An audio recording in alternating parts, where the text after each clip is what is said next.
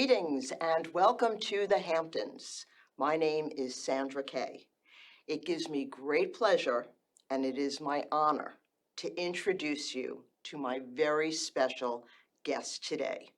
Curator, artist, writer, the executive director of Guildhall, Andrea Grover.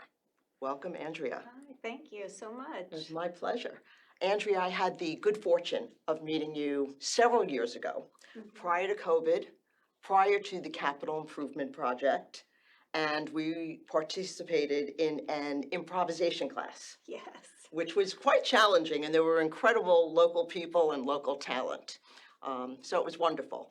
But I'd like to start by asking you, you have an outstanding resume Thank you. with your arts education, your initiatives, your exhibitions, your awards, Wow, thank the you. Aurora Picture Show. Please share with us your journey. What has resonated with you that has led you to your position of leadership at Guildhall for the past 9 years? Well, thank you. You really did your homework. Thank you for Yes. all of that intro. I really come to my position at Guildhall from the point of view of having studied fine arts. So I was a studio artist, went to undergraduate and graduate school for studio arts, and I think Anything particular that you love to I loved printmaking, printmaking? filmmaking, anything that involved a team and a process. So I think both of those studies led me into the leadership positions that I've had since. But I think because I come to this work from the point of view of an artist, that I have a sensitivity to what an artist is trying to accomplish. And therefore, the work is very, very important, and I feel very passionate about it. So I also came from an extremely improvisational family. My mother was an artist, and my dad was a boat builder and a boat dealer. And they also both And water. The water big theme was a big one. Travel was a Yes, big theme. Journeying, the voyage, all of these came into play in my childhood, and I think through them I learned how to adapt and to be flexible, which I think is really important in the arts, because sometimes an artist's vision, Flexibility and creativity, which do go hand in hand. absolutely. I think I do believe that creativity is one of the most innate human expressions and what makes us so unique as a species. So it's something that I champion and have really had as part of my kind of professional trajectory for the last, oh my gosh, 30 years at least.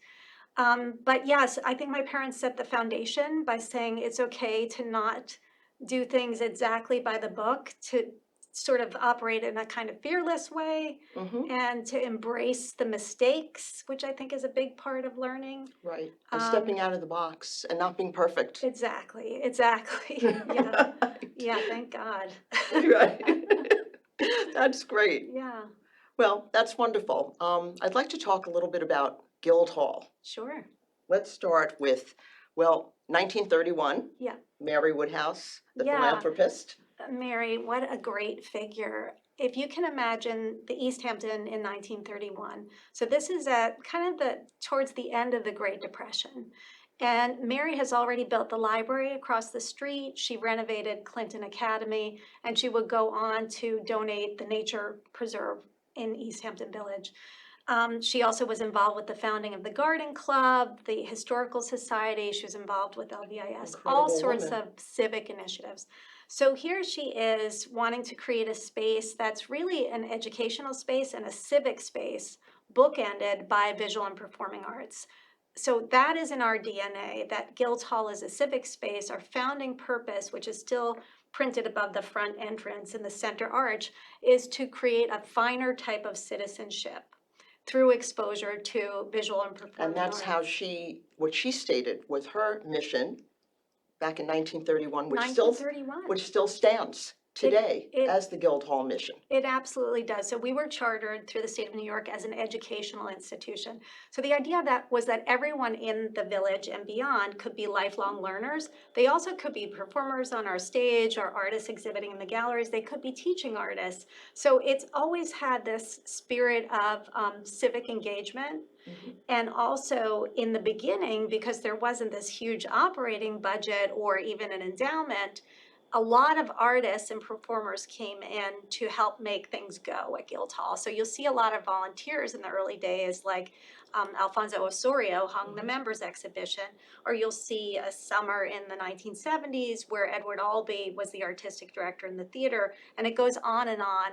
The Academy of The the exhibitions Arts. of artists. Yes, like in Jackson fact, Pollock. so I always say Guildhall's history, it parallels art and theater history in the United States. And the reason it did is because of the context in which Guildhall existed, which was this huge artist community. And just within a few miles, we had some of the greatest artists, writers, directors, designers of our time. So in the case of the abstract expressionists, it's very funny to go back into the Guildhall archives and look at what was happening then, because in the early days, Guildhall was exhibiting a lot of American Impressionism, a lot of watercolor and figurative work. And Mrs. Jackson Pollock, as Lee Krasner was known at the time, came to see the director of Guildhall in 1951 and said, you should do a show of all these artists who are living out here and working. And so that was it. You can look for to contest this, but the first museum show of abstract expressionism potentially anywhere.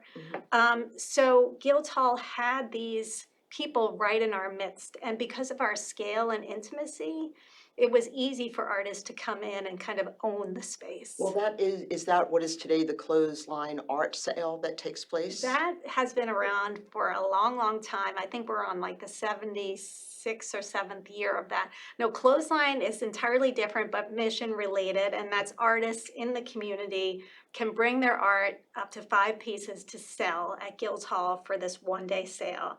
And it's very, very fun. People line up every year. We have a line around the block, and we have a bullhorn start.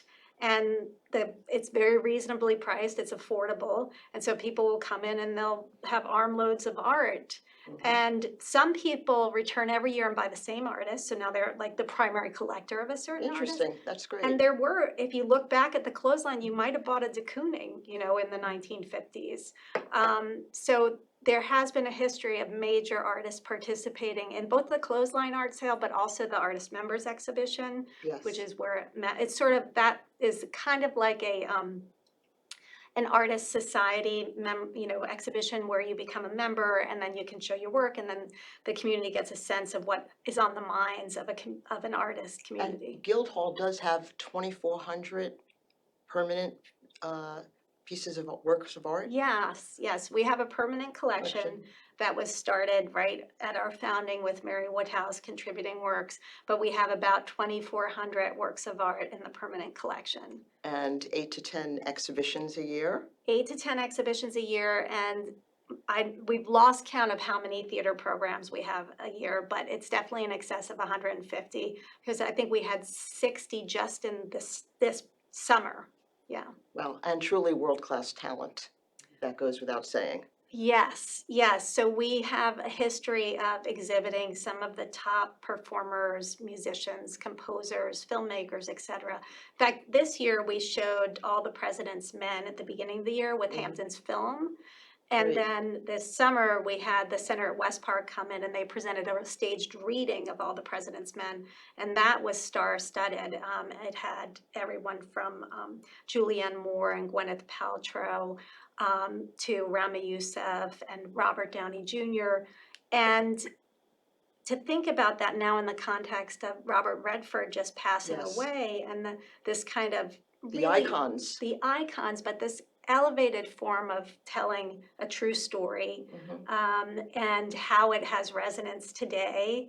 And so it's just interesting how Guildhall, as I said, has paralleled the American art history, theater history, and actually entertainment history in general. Well, having said that, I think we should take a look at the sizzle reel from 2025 this summer and see what Guildhall looks like today.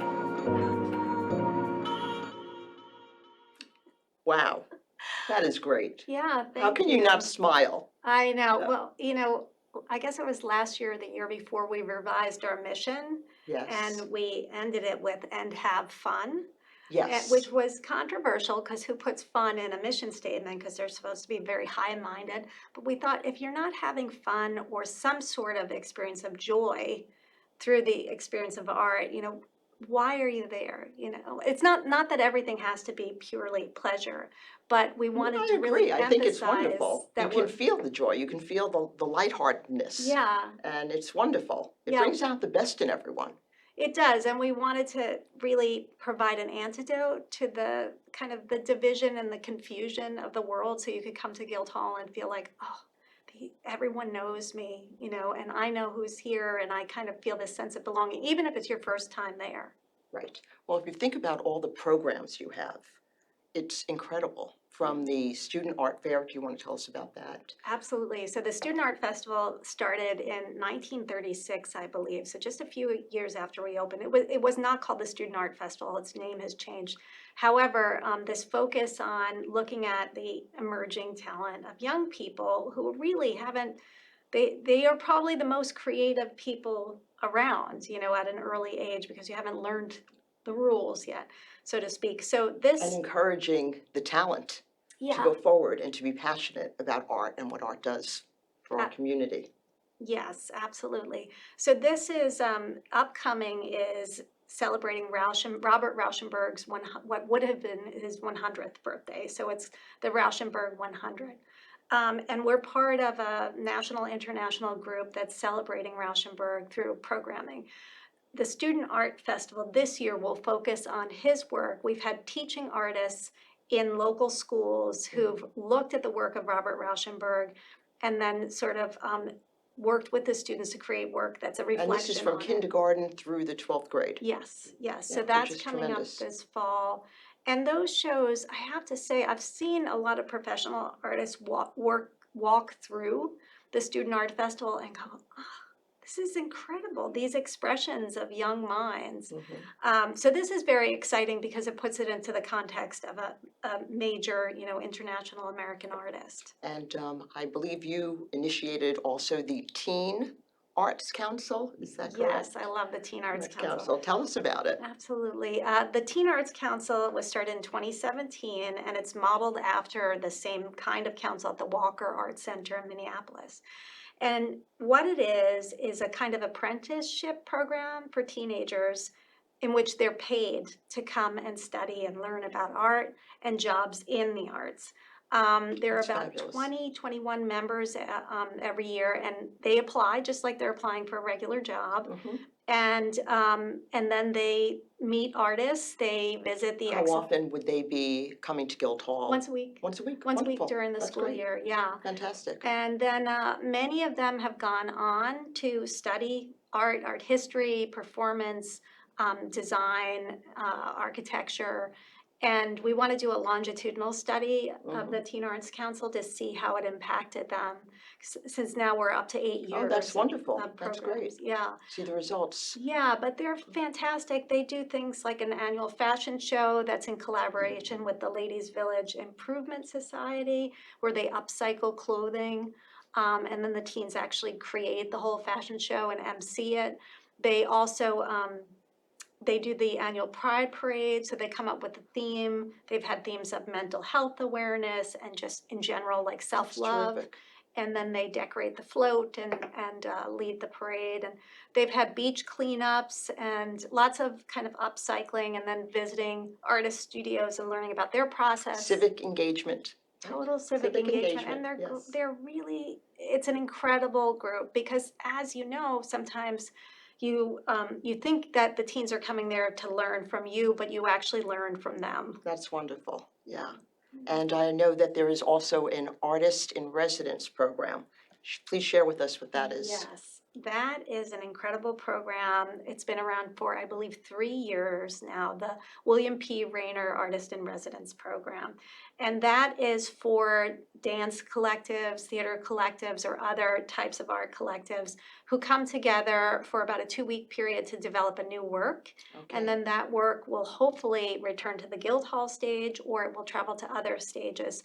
We work in Fantastic. partnership with a lot of New York City-based institutions so that the work can have multiple venues. Mhm. And that's supported by Catherine Rayner. And it's a purpose-built studio. The artists can get any of the tools that they need to complete the work, whether it's a Marley dance floor or a piano or speakers, projection. It's a very, very special program. And we just had one of our residents back, Roderick George, and Mhm. No Name Artist, to do a Oh, yes. performance of a piece that's forthcoming. And afterwards, Roderick was in conversation with Bill T. Jones, the renowned dancer, choreographer, and arts leader. And it was just special to see that intergenerational conversation. And it was really one of the best programs we had this year. And it prides me to think it was developed at Guildhall and that we will provide long-term support for the work. We've had another residency program since 2016. And that one was at Guild House, the house next door to Guildhall. And that was more about bringing artists from different disciplines together, almost in a Oh. community for a temporary Very period of nice. time to see how they influenced each other. Oh, Yeah. that's great. What was an outcome? A big one is the painter Ark Monroe Niles. He was at the time, he had been studying at New York Academy, and Eric Fischel, the painter, had identified him, Ark, as someone with incredible talent. So we invited him into residence, and he, now 10 years later, will have a one-person show at Guildhall. That's And his fantastic. career has really soared, and he ultimately ended up buying a place out here, and he is now a resident of Springs. Wow. It's a real success story for the program. Yes, that is terrific. Now, we also have an incredible season coming up this fall. Yes. Would you like to start to share with us some of the things that we can look forward to? Sure. Well, definitely the Student Art Festival is a big one. Okay. We also have Art Social. That's a new program. Yes, that, I was looking at that. The yeah. ones coming up with shelf painting. Yes, so Which- Art Social is something that Amy Kerwin, who's our Chief Public Engagement Officer, she's been working on, and that's where teaching artists come in, or working artists, I should say, come in and they teach part of their practice to Right. about 20, 25 people, and then you walk away. And it's so wonderful, so Yeah. community driven, and just probably gives a great sense of, learning and Yes. everyone being together and knowing they have a home to go to at Guildhall where they can do something creative and learn.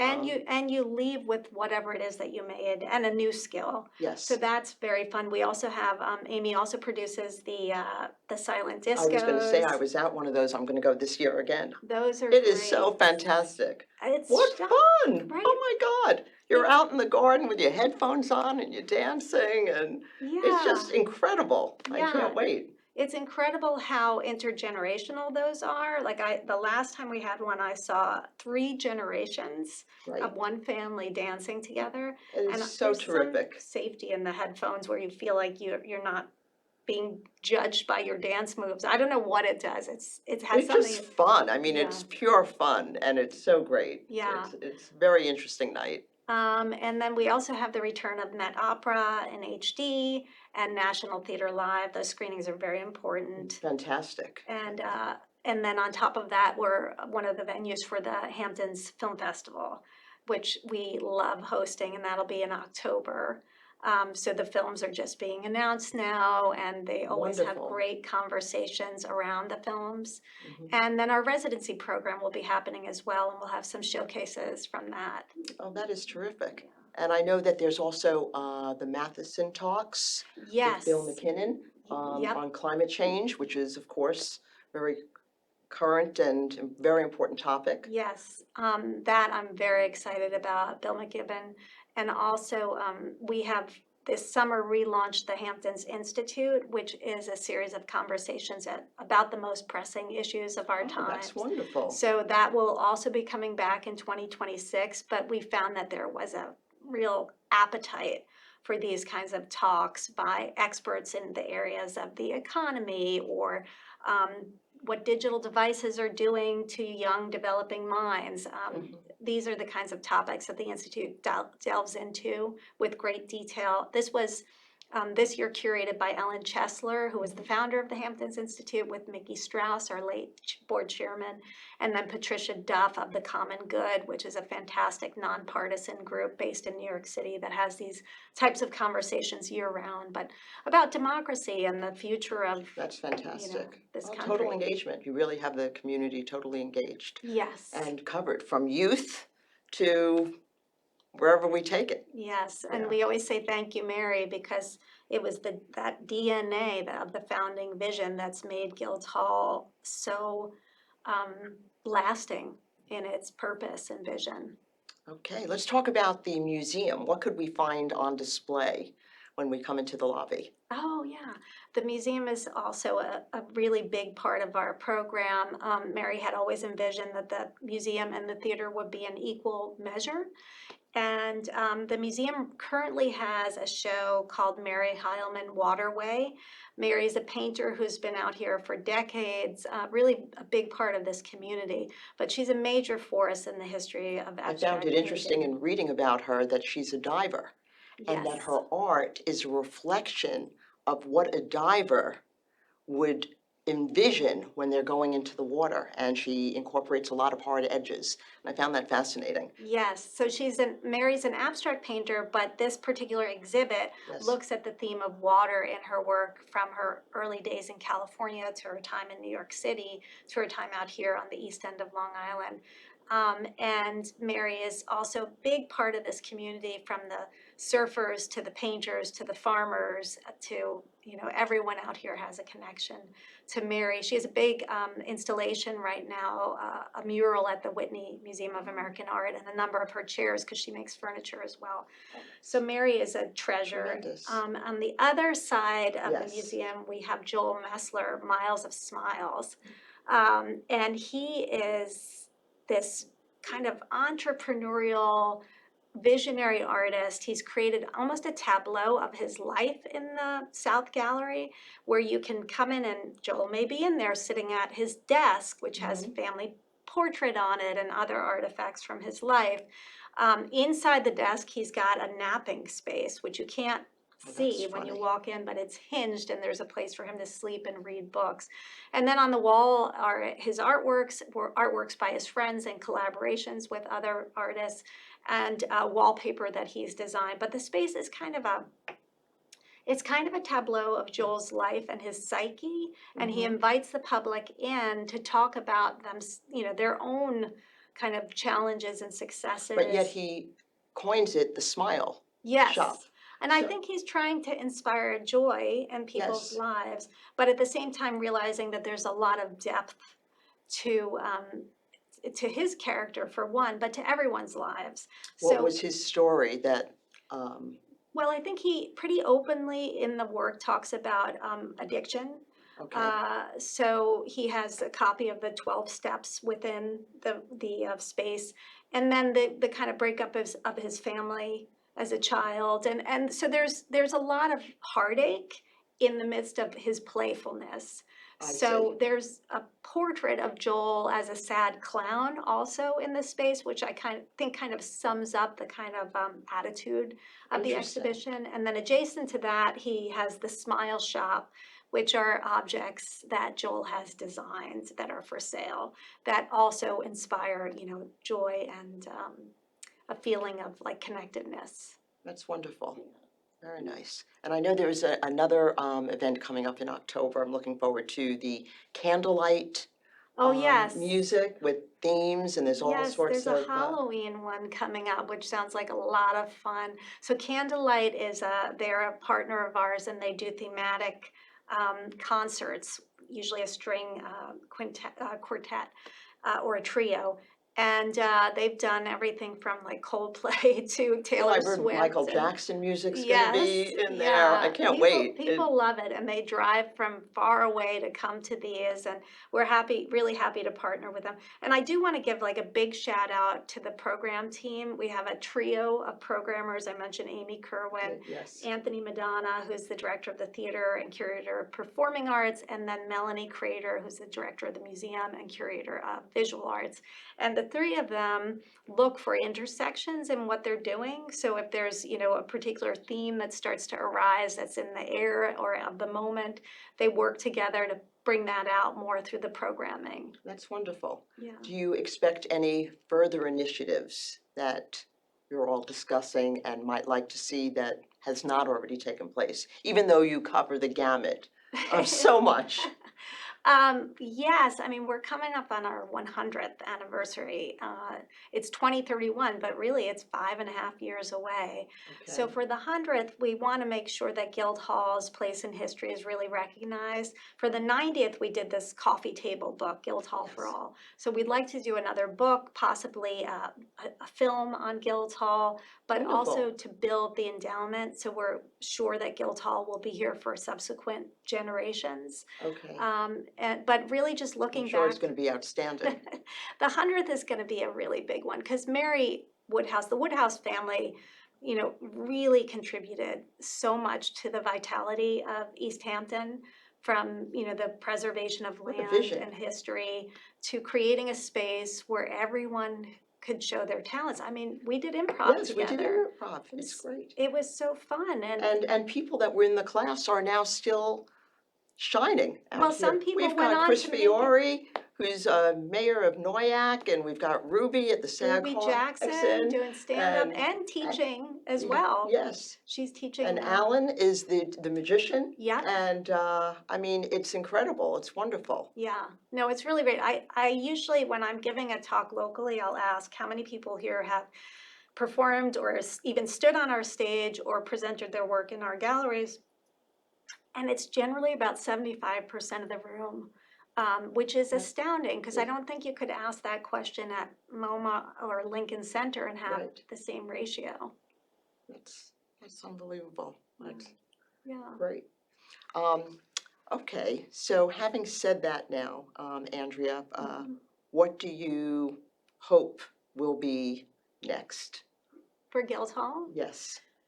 I think that Guildhall's place in history is really recognized because though small in scale, it has outsized accomplishments, such as being the first museum to show abstract expressionism, such as having, celebrated Pulitzer Prize winning playwrights on our stage when they're at the beginning of their careers.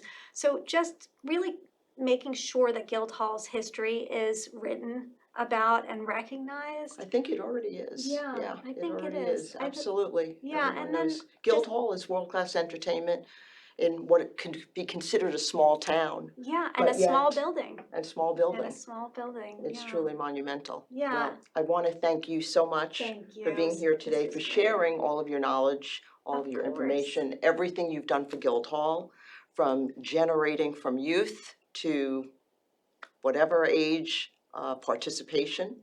And I'd also like to do a shout out to Marty and Michelle Cohen, Yes. who their commitments to the arts and their generosity has made so much possible. And Absolutely, Marty. having Guildhall be up to technology for the 21st century Yes. is truly monumental. And thank you everyone at LTV for all you do, the Kate Cassidy Foundation, who has supported our show here today. And we wish everyone a wonderful fall season. It's beautiful out here. There's so much to take advantage It's of. the best. We've got the pumpkins and the apples, and we've got Halloween, and it's just the sunflowers. It's a magical time. It really is. My So- favorite.